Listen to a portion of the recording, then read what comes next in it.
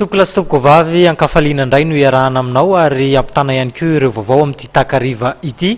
Avy hatrany dia asaina ampanajana ianao tsy hisaraka amin'ny fahitalavitra matv ao anatin'izany orany fampahalalam-baovao izany. Ny mahakasika ny fampelezan-kevitra izay entina andresen-dahatra ireo mpifidy ho an'ny kandidat tsirairay dia nazahoana akony ka dia hoentina amintsika izany. Amin'ity takariva ity, ny olana ihany koa eo amin'ny famatsiana ny herinaratra isan-tokantrano misedra olana ny orinasa JIRAMA amin'izao fotoana izao dia misy ny fanampim-baovao entina amintsika amin'ity takariva ity. Mahakasika an'izany, ny sehatra ny fampianarana indray kosa dia ny fivoahan'ny vokam-panadinana CEPE any anivon'ireo faripiadidy mpampianarana Antananarivo ivelan'ny renivohitra ny marimarina kokoa ny tinambara ao anatin'izany. Manasanao araka ny fanambara teo anaraka ny fampahalalam-baovao hatramin'ny farany miditra amin'ny andro fahafolo izao ao anatin'ny fampelezan-kevitra ho an'ireo kandidat hifaninana bentanana sy mpanolontsaina manerana ny nosy fifidianana izay ho tanterahana faraiky amin'ny 30 volana jolay ho avy izao.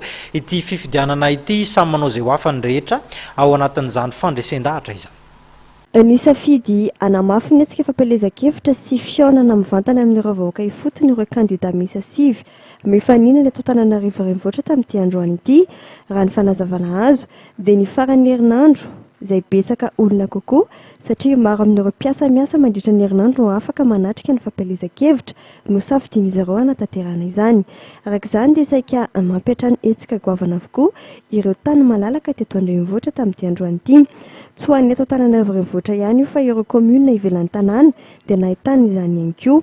Akoatra ny famariam-bahoaka eny Akalamanjana iarahana amin'ny fanentanana nataon'ny mpanakanto dia fomba iray entin'ireo kandidat mampandany tenany ihany koa ny fidinana ifotony amin'ny alalan'ny fihaonana mivantana amin'ny vahoaka. Ankoatra io, efa misy ihany koa ireo kipa manokana manatanteraka ny firesahan'ny isan-tokantrano na ny porte à porte.